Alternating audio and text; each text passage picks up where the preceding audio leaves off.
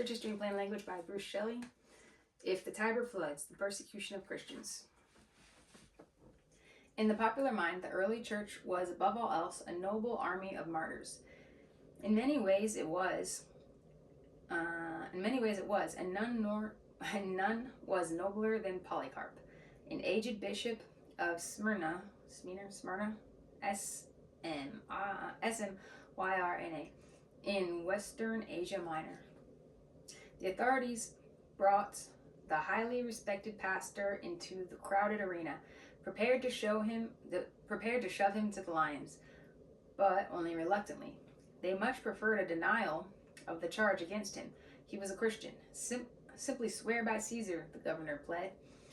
I am a Christian, said Polycarp. If you want to know what that is, sit a day and listen.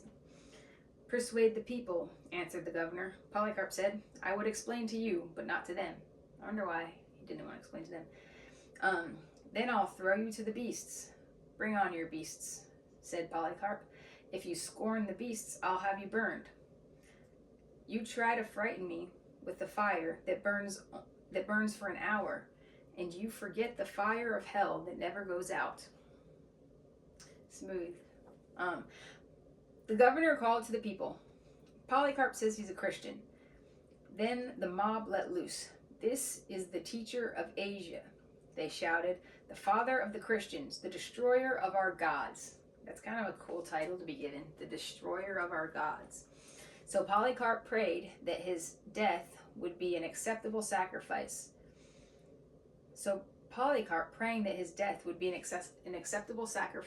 Was burned at the stake. Yet the picture of defenseless, peaceful Christians standing in their white robes before menacing lions while an amphitheater echoed with the shouts for blood from a Roman throng is largely misleading. Prior to AD 200, Roman attempts to silence Christians were half-hearted at best. Few Roman emperors were bloodthirsty villains. Why, then, did Rome persecute Christians? Why do we look back to this period as the Age of Martyrs? We have another section here titled Rome's Policy. Let's start with Rome's basic policy. Imperial authorities were remarkably tolerant of religions from those lands overrun by the Roman legions. If the national religions of the conquered countries would add homage to the emperor to their other ceremonies, Rome almost never interfered. In one notable instance, Rome even dropped the requirement of burning incense to the emperor. The Jews, with their fanatical loyalty to their one true God and their readiness to turn their homeland into a blood-soaked wilderness before they would acknowledge any other deity, were the exception. As long as Roman authorities considered Christians as just one more sect of Jews, followers of Jesus enjoyed this same immunity from imperial pressure. But when the Jews made it known, in no uncertain terms, that they would have nothing to do with the new movement, the situation changed dramatically. Once the Romans discovered that what the Christians were up to, they were confronted by the problem of toleration in a more exasperating form than even the Jews had presented. The Jews, after all, were a sort of closed corporation, a people set apart from others by the mark of circumcision, who lived and worshipped largely by themselves and did little active proselytizing. The Christians, on the other hand, were always talking about their Jesus. They were out to make Christians of the entire population of the empire, and the rapidity of their spread showed that this was no idle dream. Not only did they, like the Jews, refuse to worship the emperor as a living god, but they were doing their utmost to convince every subject of the empire to join them in their refusal. From time to time, then, Christians felt the wrath of the empire and its people. Next section, reasons for persecution. The main cause of the hatred of the early Christians in Roman society lies in their distinctive lifestyle. We have the reputation, said Tertullian in his apology, of living aloof from crowds. His apology was not an apology. That's just the title, basically. They had the reputation of living aloof from crowds. The word used to describe the Christian in the New Testament is highly significant. It is the term hagios, often translated saints. It means holy ones, but its root suggests different. So, a holy thing is different from other things. The temple is holy because it is different from other buildings. The Sabbath day is holy because it is different from other days. The Christian, therefore, is a person who is fundamentally different. Men always view with suspicion people who are different. Conformity, not distinctiveness, is the way to a trouble-free life. So, the more early Christians took their faith seriously, the more they were in danger of crowd reaction. Thus, simply by living according to the teachings of Jesus, the Christian was a constant, unspoken condemnation of the pagan way of life. It was not that the Christian went about criticizing, condemning, and disapproving, nor was he consciously self-righteous and superior. It was simply that the Christian ethic, in itself, was a criticism of pagan life. Fundamental to the Christian lifestyle and the cause of endless hostility was the Christian's rejection of the pagan gods. The Greeks and Romans had deities for every aspect of living, for sowing and reaping, for rain and winds, for volcanoes and rivers, for birth and death. But to the Christians, these gods were nothing, and their denial of them marked the followers of Jesus as enemies of the human race. One simply could not reject the gods without arousing scorn as a social misfit. For the pagan, every meal began with a liquid offering and a prayer to the pagan gods. A Christian would not share in that. Most heathen feasts and social parties were held in the precincts of a temple after sacrifice had been made, and the invitation was usually to dine at the table of some god. A Christian could not go to such a feast. Inevitably, when he refused the invitation to some social occasion, the Christian seemed rude, boorish, and discourteous. Other social events Christians rejected because they found them wrong in themselves. Gladiatorial combats, for example, were to the Christian inhuman. In amphitheaters all across the empire, the Romans forced prisoners of war and slaves to fight with each other to the death, just for the amusement of the crowd. The excitement was seductive. As late as the early 5th century, Augustine tells the story of his friend Alypius, I think it's Alypius, who agreed to attend a spectacle to please a friend, but resolved to keep his eyes shut. When the shouting began, his eyes popped open and he was yelling above the rest. The Christian fear of idolatry also led to difficulties in making a living. A mason might be involved in building the walls of a heathen temple, a tailor in making robes for a heathen priest, an incense maker in making incense for the heathen sacrifices. Tertullian even forbade a Christian to be a school teacher, because such teaching involved using textbooks that hold the ancient stories of the gods and called for observing the religious festivals of the pagan year. We might think that working with the sick would be a simple act of kindness, but even here, early Christians found the pagan hospitals under the protection of the heathen god Aesculapius, Aesculapius,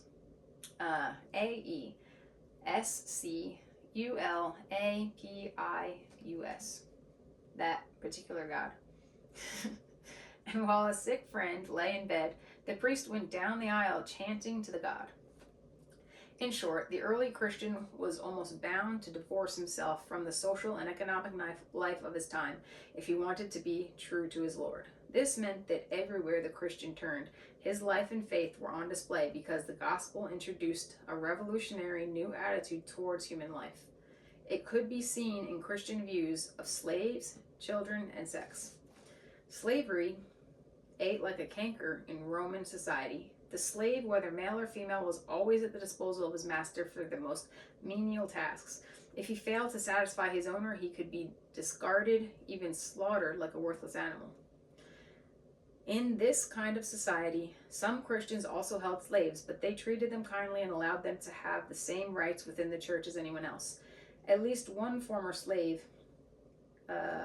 Callistus, became the Bishop of Rome. The same value upon human life applied to infants. Unlike his pagan neighbor, the Christian refused to take his weak and unwanted children out to the woods and leave them there to die or to be picked up by robbers. If a Christian woman was married to a pagan and a girl baby was born, the father might say, "Throw her out," but the mother would usually refuse. Naturally, this regard for life applied also to sex and marriage. In modern times, the church has often borne the brunt of criticism for its dated views of sex and the sanctity of marriage, but it is unlikely that such a charge would have been voiced in the decaying Roman Empire. Pagan society, through its excesses, teetered on the brink of racial extinction. Christianity, however, represented another way, a new way.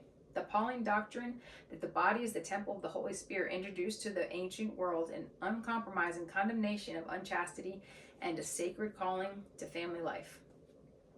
This widespread hatred of Christians helps explain the first persecution from Roman hands. In the year 64, during the reign of Emperor Nero, fire broke out in Rome. For 6 days and nights the fire burned. The greater part of the city was laid in ashes.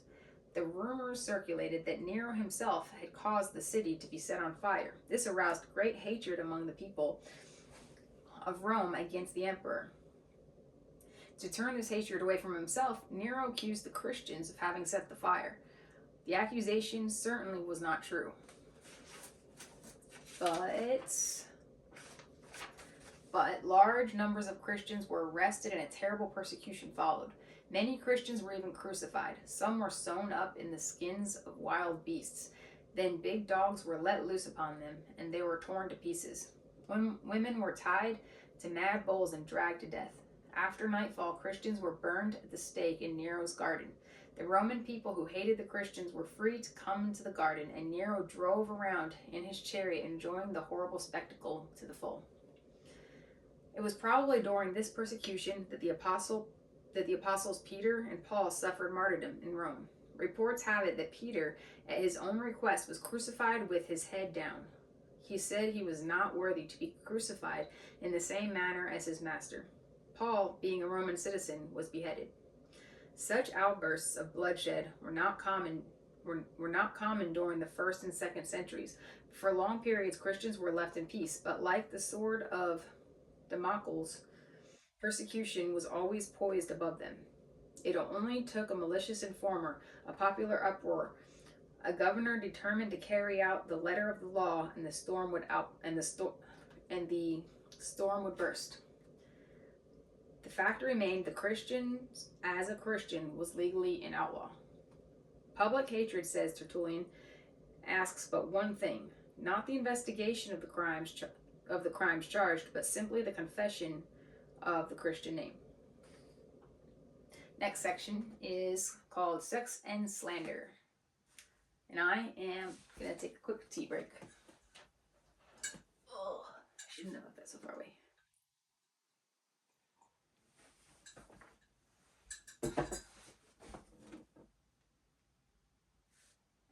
Okay.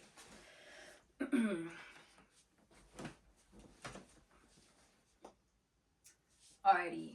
Sex and slander. A second and obviously related cause of persecution of early Christians was the slanders disseminated about them. Once these were started, they could not be halted. The suspicion that the Christian gatherings were sexual orgies and cover for every kind of crime took hold of the popular imagination with a terrible vehemence. These wild charges probably arose from a characteristic of human nature. Secrecy breeds distrust. When the public learned that they were barred from Christian services, they simply followed their imaginations from rumor to hatred. Something that I think is interesting is that the public was barred from Christian services, which is not something that is really definitely not done in the American church today. Christians were accused of a host of practices, but most often of sexual sins and cannibalism. The charge of gross immorality came from the fact that one Christian meeting was called agape, which is the love feast. And from the custom of the holy kiss of peace, the Christians gave to one another. So another interesting thing, it says here, the charge of gross immorality came from the fact that One Christian meeting was called agape, the love feast, and from the custom of the holy kiss of peace, the Christians gave to one another. Um, that's another thing that apparently wasn't actually normal then. Like I've heard people say that was normal then, so that's why they did it. It's like it wasn't really normal then either. I don't know why they started it, but um, it wasn't normal amongst non-Christians, I should say. Indeed, in the end, the kiss became so susceptible to abuse that the churches almost completely abandoned it, which is why we don't do it anymore, I'm sure. The charge of cannibalism probably started because the Lord's Supper was practiced in secret. The heathen did not know what happened at these closing meetings, but they heard that somebody was being eaten. Jesus had said at the Last Supper, "This bread is my body, this cup is my blood." The pagans concluded that the Christians must be eating and drinking human flesh and blood. The mobs thought that people who did such terrible things, if allowed to live, would bring all sorts of trouble on the land. Such wickedness would stir up the gods. It would punish not only the Christians, but those who had allowed them to exist. This secrecy of Christian meetings and the slander of the pagan public created unusual headaches for the usually fair-minded Roman authorities. About AD 120, one governor in Asia Minor, a man named Pliny, who wrote to the Emperor Trajan and asked his advice about the best way to deal with followers of Christ. "I do not know just what to do with the Christians, for I have never been present at one of their trials. Is just being a Christian enough to punish? Or must something bad actually have been done? What I have done in the case of those who admitted they were Christians was to order them sent to Rome, if citizens, and if not, to have them killed. I was sure they deserved to be punished because they were so stubborn. If the accused person would deny Christ and offer a sacrifice to the gods or the emperor, then the person would be released. If it were known that he had been a Christian, or even if it were known that he had been a Christian. The emperor responded by generally affirming Pliny's policy. There are too many Christians to attempt to prosecute them, yet if the matter comes before a Roman authority, he has to deal with the crime of being a Christian." Pliny seemed to feel that Christians are guilty of something. He isn't sure what it is, but at least he knows that it isn't immorality or cannibalism. These ancient letters offer an explanation as to how the persecution of Christians could be at times sporadic and at times savage, both intermittent and intense. A third cause of Christian suffering may strike us as strange. Christians were accused of atheism. That is like that quote from Julian, I think it was, in chapter 3. I'll read that little section from chapter 3. Emperor Julian, 332 to 363 AD. Emperor Julian wrote this: "Atheism, i.e., Christian faith, has been specially advanced through the loving service rendered to strangers and through their care for the burial of the dead. It is a scandal that there is not a single Jew who is a beggar, and that the godless Galileans care not only for their own poor, but for ours as well, while those who belong to us look in vain for the help that we should render them." And he calls it Christianity atheism because of what's about to be said here, I believe. So, a third cause of Christian suffering may strike us as strange. Christians were accused of atheism. The charge arose from the fact that many within the empire could not understand an imageless worship. Monotheism held no attraction for such people. As a result, they blamed Christians for insulting the gods of the state. The pagan gods were viewed as patrons who would extend some kindness to a city. As an act of loyalty, citizens of good standing would participate in various civic festivals that showed respect to one of the gods. Good pagans may have been especially loyal to one of the gods, but would pay tribute to all of the gods. Christians would not give tribute to the gods and appear disloyal to their pagan neighbors. The popular notion held that disasters would strike if the gods were neglected. In his Apology, which is the title of something he wrote, Tertullian writes, "If the Tiber floods the city of If the Tiber floods the city, or if the Nile refuses to rise, or if the sky withholds its rain, if there is an earthquake, a famine, a pestilence, at once the cry is raised, Christians to the lions. So if anything goes wrong, then blame the Christians. Um, Next section here is called Caesar is Lord. The supreme cause of Roman persecution of Christians arose from the tradition of emperor worship. This conflict between Christ and Caesar did not break out overnight. Only gradually did the worship of the emperor assume a central place in the life of the empire. The roots of the practice lie in the merits of Roman rule. When the Romans took over the government of a country, impartial Roman justice arrived, and men were freed from the capricious authority of unpredictable and often savage and bloodthirsty tyrants. When Roman administration came, the roads were cleared of robbers and the seas of pirates, and a new security entered into life. This was Pax Romana, or whatever, the Roman peace. I should probably know how to pronounce that. But the result of this was a deep and heartfelt gratitude to the spirit of Rome. It was an easy step for the spirit of Rome to become the goddess Roma. And by the 2nd century BC, there were many temples in Asia Minor to the goddess Roma. But the human mind and heart need a symbol. It was a further easy step to see the goddess Roma and the spirit of Rome incarnated in the emperor. He embodied Rome. He was Rome. In him, the spirit of Rome resided and had its earthly dwelling. The first temple actually built to the godhead of the emperor was built in 29 BC at Pergamum in Asia Minor. At first, the emperors were hesitant to accept this reverence. Claudius, AD 41 to 59, refused to have temples erected to him because, as he said, he did not wish to be offensive to his fellow men. But slowly, an idea began to form in the official mind. The problem of the Roman Empire was the problem of unification. The empire stretched from the river Euphrates to the shores of the Irish Sea. It stretched from Germany to North Africa, from Spain to Egypt and Syria. Here were all kinds of peoples and languages and faiths and traditions. How could they be welded into a unity? How could the consciousness of one empire be brought into the lives of such diverse peoples? There is no unifying force like the force of a common religion. And Caesar worship lay ready at hand. None of the local and ancestral faiths had any hope of ever becoming universal, but Rome was universal. As a result, Caesar worship became the keystone of imperial policy. It was deliberately organized in every province in the empire. Everywhere, temples to the godhead of the emperor appeared.